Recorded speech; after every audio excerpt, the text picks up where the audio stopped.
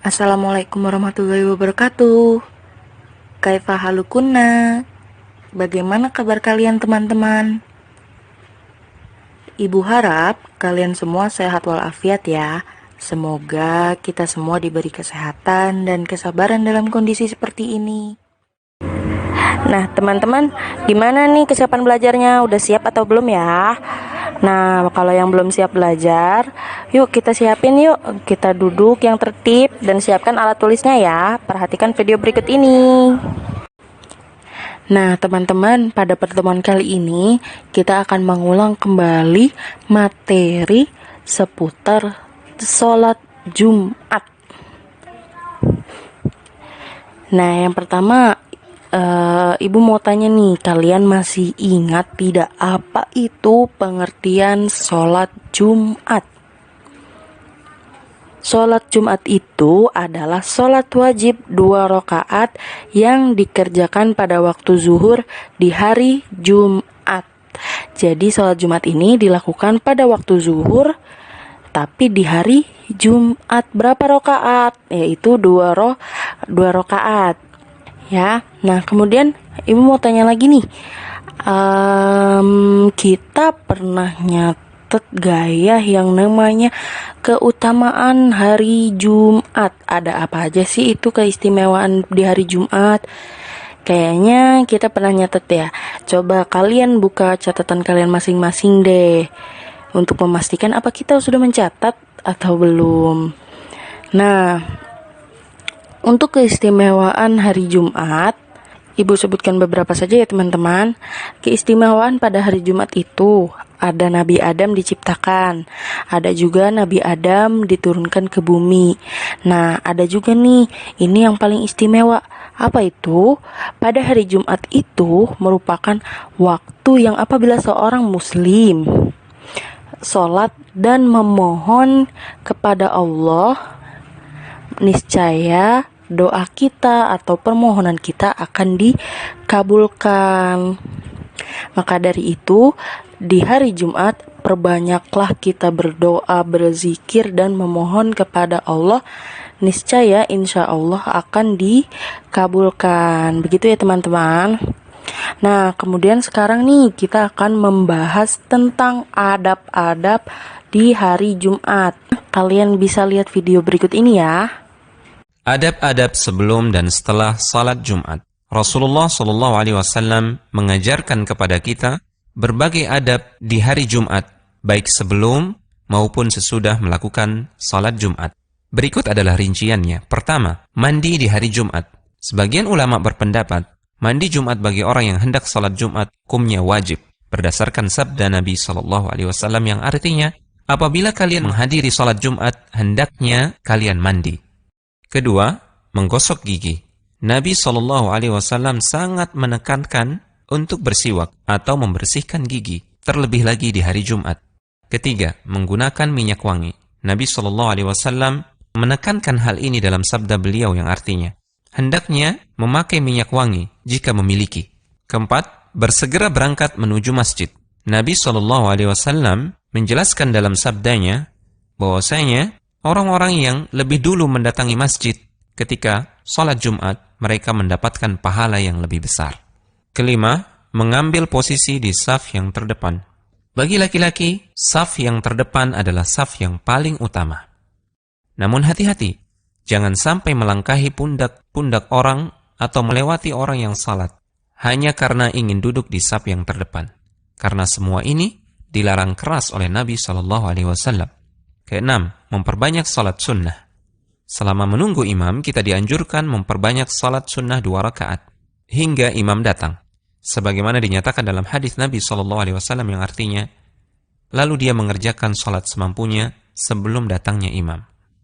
Kemudian beberapa adab selepas salat Jumat. Jangan lupa mengerjakan salat sunat 2 rakaat atau 4 rakaat. Ibnu Umar radhiyallahu anhuma menceritakan, saya menghafal 10 rakaat rutinitas Nabi SAW. Di antaranya, beliau mengerjakan 2 rakaat sesudah salat Jumat di rumahnya.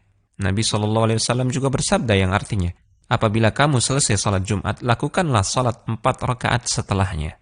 Nah, sudah paham belum teman-teman? Nah, untuk adab-adab tersebut, kalau ada yang masih kurang paham, silahkan ditanyakan di akhir video ya.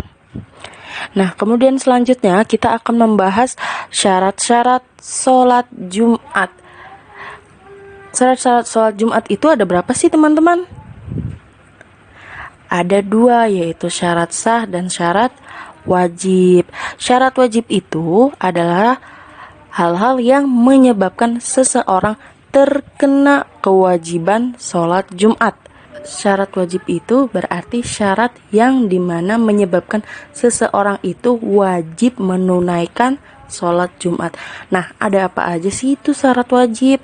Syarat wajib itu yang pertama ada muslim, yang kedua ada laki-laki, yang ketiga baligh atau sudah dewasa, yang keempat sehat, yang kelima orang yang mukim atau orang yang tidak sedang safar. Nah, itu tadi merupakan syarat wajib. Nah, kemudian syarat sah itu apa sih? Syarat sah sholat Jumat itu artinya hal-hal yang harus dipenuhi agar ibadah sholat menjadi sah. Nah, jadi syarat sah ini hal-hal yang harus kita lakukan, yang harus kita penuhi agar ibadah sholat Jumat kita itu menjadi sah. Nah, syarat sah sholat Jumat itu apa sih? Ada apa aja sih biar sholat Jumat kita itu menjadi sah? Nah, yang pertama itu ada dilaksanakan di suatu perkampungan atau kota. Yang kedua, dilaksanakan di masjid. Yang ketiga, terdapat 2 khutbah yang diselingi dengan duduk sejenak. Nah, sekarang kita akan membahas beberapa kesalahan yang biasanya orang-orang lakukan pada saat sholat Jumat. Yuk kita simak videonya. Bismillahirrahmanirrahim. Perkenankan kami berbagi 10 kesalahan dalam sholat Jumat. Berikut kesalahan-kesalahan sholat Jumat yang sering terjadi di masyarakat. 1. Berbicara saat khutbah Jumat.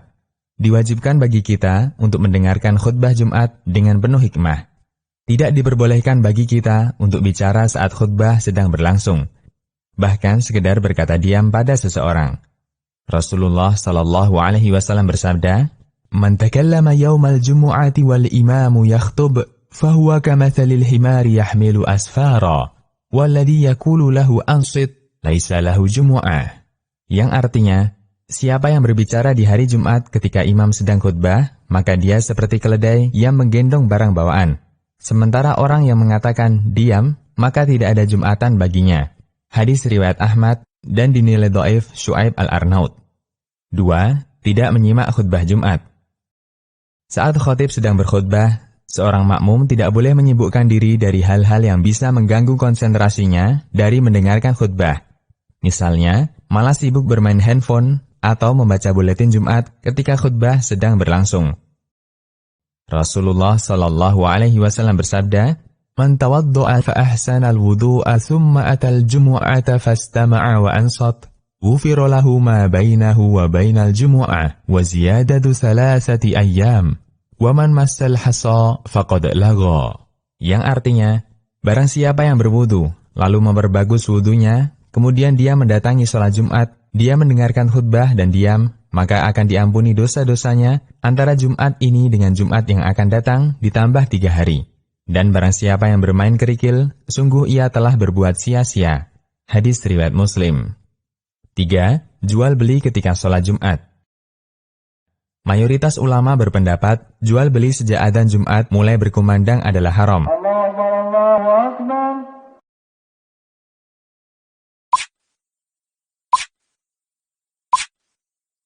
Allah Ta'ala berfirman, "Ya ayyuhalladzina amanu idza nudiya lis-salati min yaumil jumu'ati fas'au ila dzikrillahi wa dzarul bai', dzalikum khairul lakum in kuntum ta'lamun."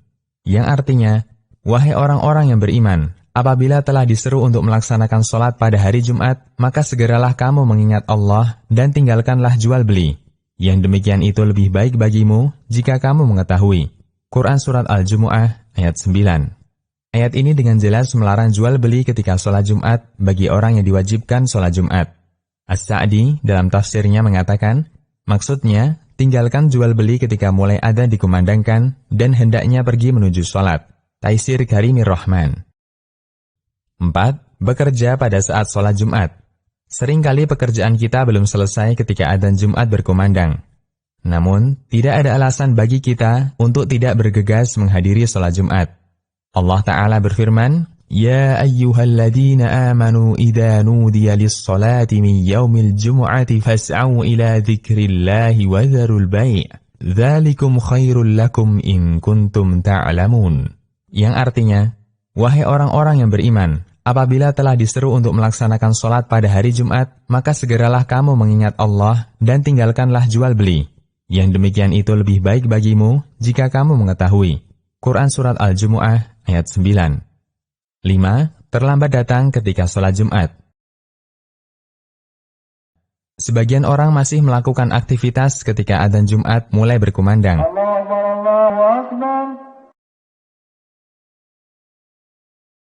Padahal, banyak keutamaan yang bisa kita raih ketika datang lebih awal. Disebutkan dalam hadis dari Abu Hurairah radhiyallahu anhu, Rasulullah sallallahu alaihi wasallam bersabda, "Idza kana yaumul jum'ah, kana ala kulli babin min abwabil masjidil malaikah, yaktubuna al-awwala fal-awwal. Fa idza jalasa al-imam, tawawu as-suhuf wa ja'u yastami'una adh-dhikr."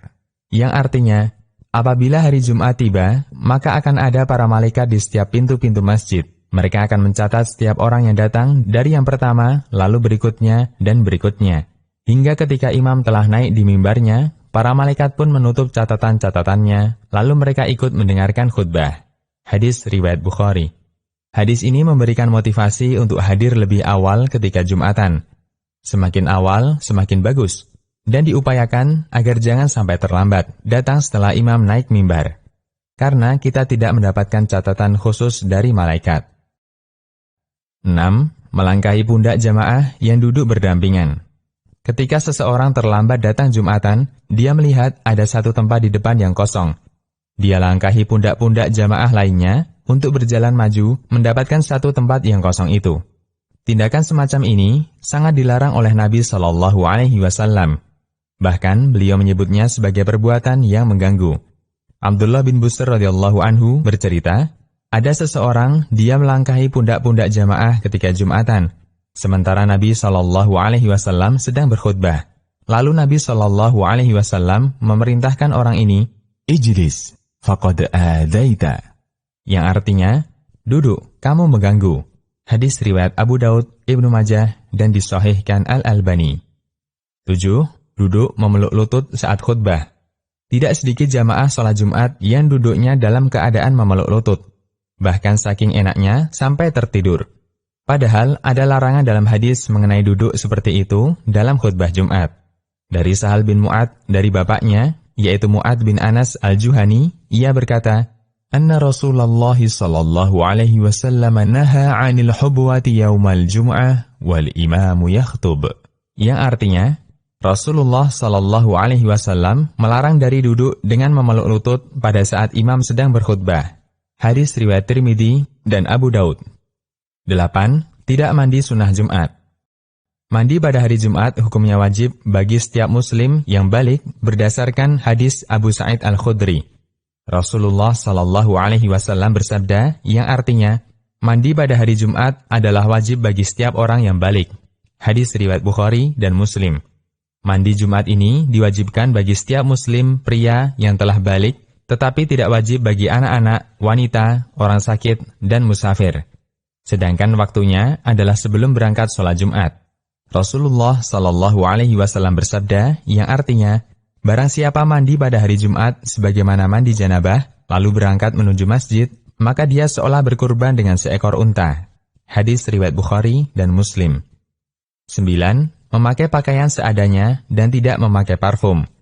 Seringkali seseorang memakai pakaian seadanya ketika sholat Jumat.